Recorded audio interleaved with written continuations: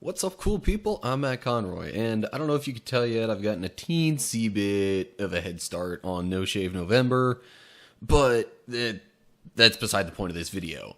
Speaking of November, though, in this time of year, so there's this thing that in recent years, I guess, has been mentioned quite a lot around this time of year, especially in certain areas. Basically, the term that's used is there's this thing called seasonal affective disorder. And it's kind of interesting that the abbreviation of that spells out sad, because generally that's more the mood people get in easier, supposedly, because of this. But if you don't know what it is, seasonal affective disorder basically says that because of the changes in weather and the fact that there's generally less color and all that kind of stuff in the environment around us, it's easier for people to be in a worse mood. Specifically, easier for people to be kind of a little more depressed or just sad, gloomy, melancholy, whatever similar word you feel like inserting there. A lot of those feelings, it seems, are more frequent around this time of year, just because of the environment around us.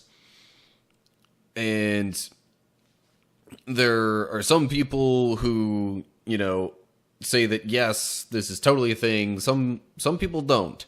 I would tend more towards the yes, it's a real thing. But the reason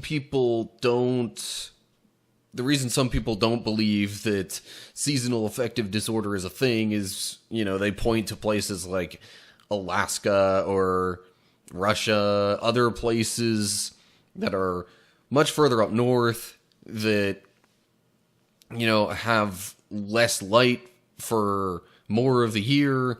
And, there's these different things that happen around there. Their weather is generally, most would agree, not as ideal as many locations in the U.S. Or even, you just take the common stereotypical joke about Seattle and the Pacific Northwest that, it's all dreary and rainy all the time around there. And people will take those areas and say, well, those people aren't, depressed all the time. So why would this seasonal affective disorder be a thing? You could counter-argue that with, well, A, they're more used to it because they live in it all the time. B, a lot of these areas have taken countermeasures to kind of go against this general feeling. There's some places, I think Switzerland might be one of them, where it's they've specifically installed certain lights that emit a certain type of wavelength that leaves people feeling generally in a better mood. I'm sure it's got something to do with the color of the lighting specifically, but anyway, the point is, these places have taken measures like that to kind of maybe, not have things be so depressing. But at least for areas where it's not always, kind of dreary and gloomy, or at least not as frequently, and there are actually different seasons and that kind of thing, I tend a little more towards agreeing that seasonal affective disorder is a thing, just because, you're used to seeing more colors and more variety in the weather sometimes, especially if you're in Texas. Good grief, Texas, why do you, not have seasons ever? No, but for real, this time of year in Texas is just annoying because, you've got to start the day ready for, high 40s, low 50s, but then you got to be ready by midday to deal with mid 70s, sometimes even 80s in terms of temperature. And it's I don't want to put that much work into what I wear for the day. But anyway, but yeah, when it gets all like gray outside and all the leaves are off the trees, so basically all you're seeing are different combinations of white, gray, and brown, and all that kind of stuff. It's just ugh. But at the same time, people are usually starting to put up Christmas lights, and so you've got all that decorative stuff going on that gives a little more variety. Except when you're out here in the middle of nowhere. Even just the concept of seasonal affective disorder, I find to be an interesting discussion because, you know, it delves a little deeper into, you know, our minds and how they work, and not just assuming there's only a few significant factors for your mood. I mean, anything around you can affect your mood in some way. And, you know, people that assume there had to be something significant to happen for you to be in an extra good mood or an extra bad mood or anything like that, it's not always the case. I mean, sometimes our brains just sort of do their own thing, and, you know, I guess being aware of that fact, being aware of us just being human and, you know, having good days and bad days and different things like that. I don't know if it's something that we talk about enough in Christian circles in particular, because it's kind of assumed that we should be doing our best every day, and that, you know, if we're doing things right, that God will bless us, and that every day will be a good experience, and that it'll move us closer to God, or like, as if having a bad day or not really doing enough spiritual stuff, it, like, just means that you're not being a good Christian or whatever. Now, you could maybe agree with the whole not doing enough spiritual stuff means you're not being a good Christian. But in terms of just having bad days, I mean, that kind of stuff just happens. Even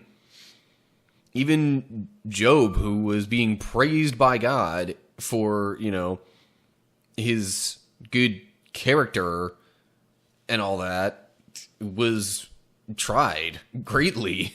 It's a concept and an idea that needs to be talked about more in Christian circles. Mental health is not always the same as spiritual health, and sure, they can affect each other, but sometimes they act independently of each other.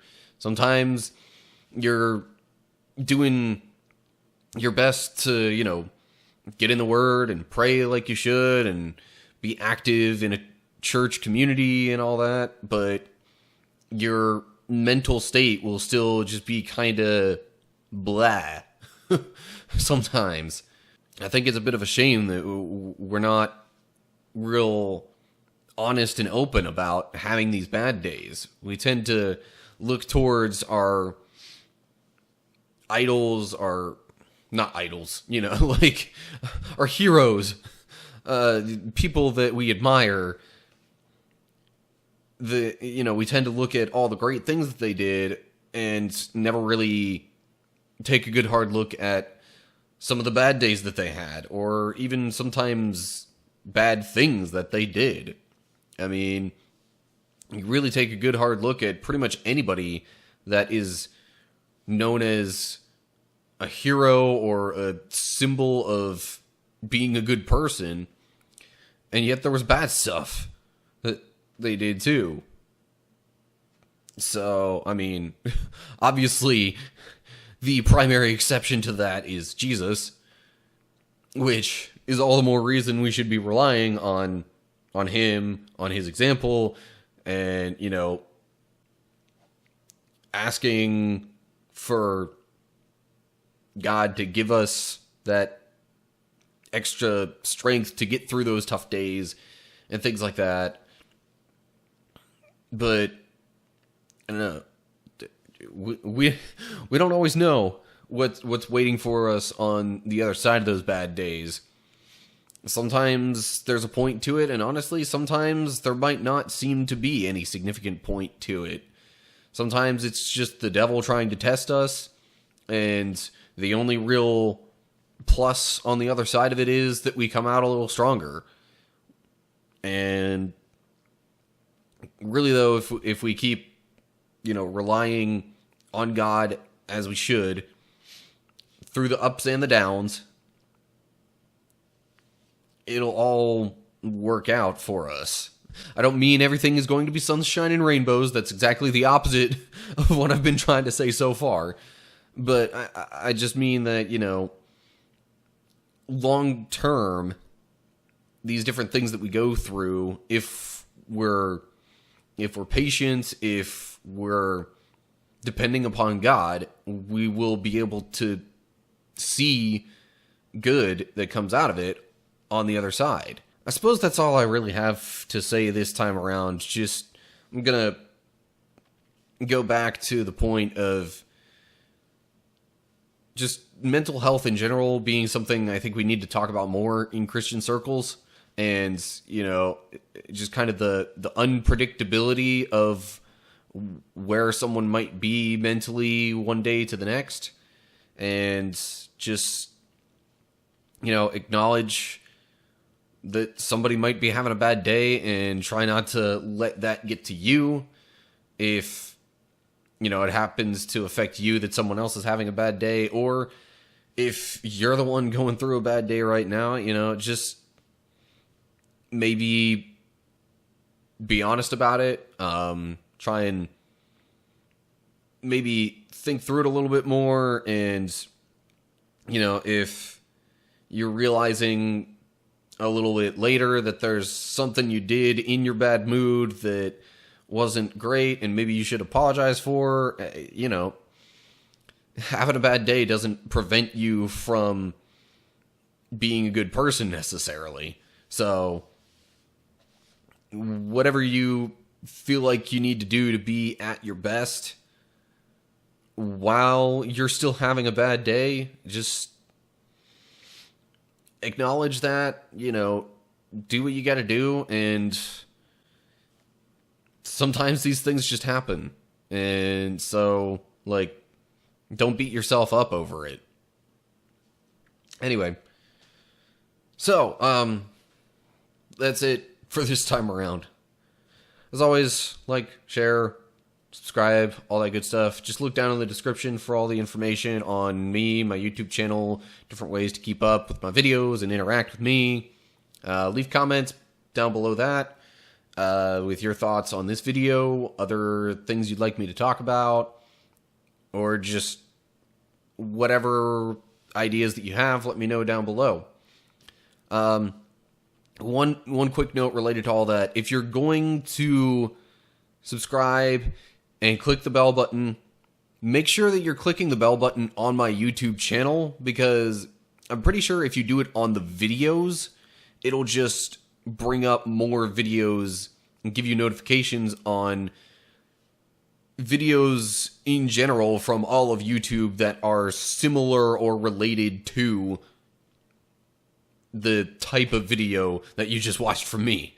So I still don't know for sure how this whole thing works. Nobody seems to. In fact, a lot of people think it doesn't work at all.